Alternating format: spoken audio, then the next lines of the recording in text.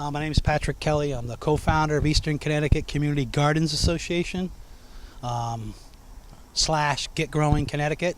Kevin W. Reese presents Mortal Missions.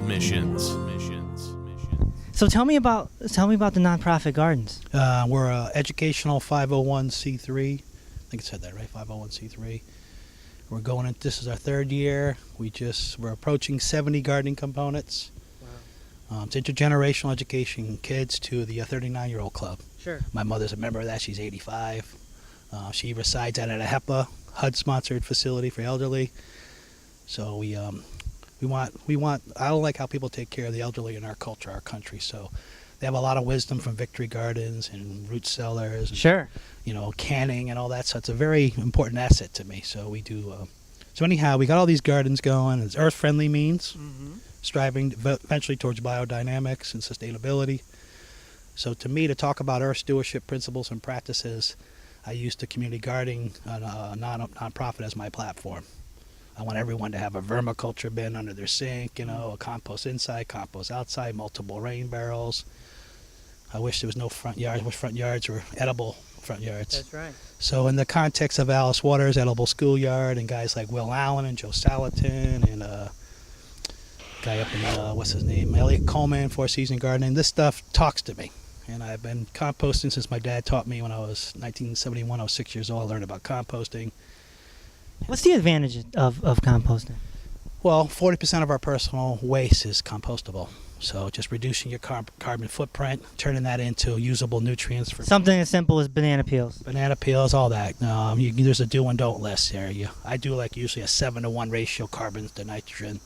But the key is sustainability. So when you get down the road into biodynamics, you really don't want to be importing compost or importing manure because you're just moving one thing to another.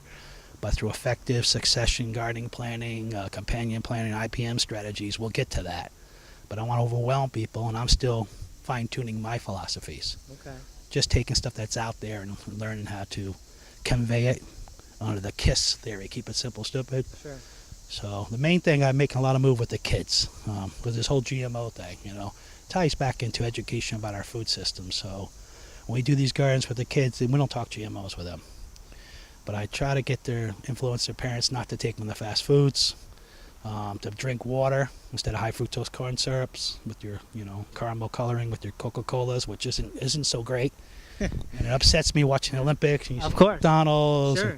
So I don't think any Olympian has 2 Big Macs and a big Coke before Nope. they go and play basketball. Nor does an NBA player. Yep. Yeah. So I'm with you on that. And obviously the gardens use no GMO seeds at all.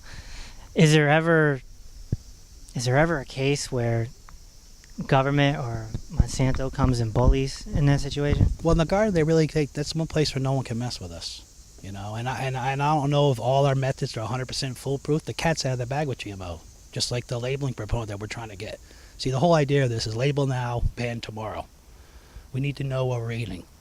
And you look at the processed foods and the high fructose corn syrup under the Farm Bill that was allowed, that people replace cane sugar as their sweetener and all these things in the 70s. And you look at autism up 1,500%, and type 2 diabetes and obesity among children. Me, myself, I'm ADD. Oh, yeah. I'm at 31 on the BMI. But I've lost a lot of weight recently just through waking it up. I'm 85% local and organic now. Still 15% GMO because I don't really know. I'm trying to avoid that. Right. But every now and then I'll get down with something that I know is not good for me. Sure. But I'm eating dark chocolate with walnuts instead of a pint of Ben & Jerry's. I'm drinking water with lemon only. Reduced no dairy recently. No soda at all. So you're making some changes. I'm making changes. It's paying off. Just the thought process, clarity of thoughts, finishing, completing tasks. But our garden thing's a beautiful thing because I have 190-something 4-year-old farmers. And I got them started with a little blue race car bed. And that was the radish mobile. Now it's currently a squash mobile. Little sandboxes, turtle, ladybugs. And these kids were growing kale in it. And they don't really know what they're doing, but they're getting involved. They're learning soil and compost and photosynthesis, sun and light. And these kids, every other week, there's a different story. Mr. Patrick, where I drink water with orange. I don't go to McDonald's no more. We're compact in our house, and I mean to say composting. Now they said, we want a whole row like you guys. So now they got their whole row. They're growing squash and pumpkins. When they come back in session in a couple of weeks, they'll. But anyhow, a couple of weeks ago, before they lost school, they did snap peas, strawberries, and kale and lettuce. And they went and made a strawberry smoothie and a little salad. And these every week there's a different little story, different little kids grabbing this. Awesome. That's awesome. Eventually we'll move them towards vermiculture and just. But anyhow, you can't overwhelm kids. Keep it simple, stupid. The KISS theory. But the elderly component's great. We're also doing a thing where it's called Veterans to Farmers. So we have veterans homes in New London that we support with raised bed gardening. There's a 18-bed veterans home in Jewett City. We're trying to find a farm and relationship where they can go. And once we get a real estate proponent within the next 2 or 3 years with our nonprofit, we're going to have it's a place in California. I think it's called Archipelago Acres, a marine. Has this thing going on all 8 cylinders. I want that here. I want a little growing power. Will Allen's, what he's been doing in Milwaukee. I want a little bit of that here. And share it with veterans, special needs. Hire people who have handicaps, and get everyone involved in this and give back to our elderly, get their kids involved, and let people educate them where our food comes from. And we need to wake up America. How can they find you? You got a website? It's Eastern Connecticut Community Garden Association on Facebook. My email is pk65@aol.com, and getgrowingconnecticut.ct.org. We're in London County.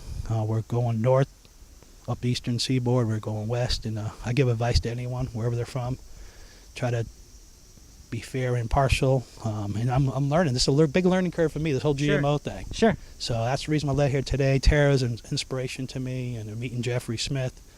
So I want to be like a disciple of him, but I got my own goals. It's environmental stewardship principles and practices, and we need to come full circle. I have little adages I use, like back the days of Mayberry, less screen time and more green time, Xbox detox. Okay. Like when I was a kid, if I left my neighborhood and went 3 or 4 blocks over and used profanity, I got in trouble with my parents when I got back home. Right. We need that sense of community, leaving the doors unlocked, borrowing flour from Mrs. Coleman and getting eggs from Mr. McDougal, and we lost that.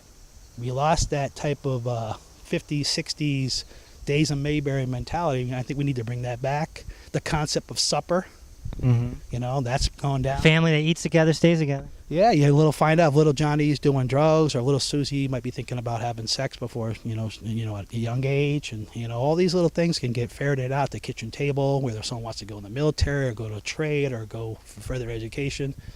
So I'm about doing the right thing, and the community garden is just a platform, the hub that allows me to continually add these spokes and talk people's ears off about doing the right thing, because ultimately when I die, when I go upstairs, I want the big guys going to ask me, what did you do for your fellow man? So I want to have the right answers. And that's what motivates me every day. Sounds like you got your mortal mission down. I appreciate your time. Kevin W. Reese.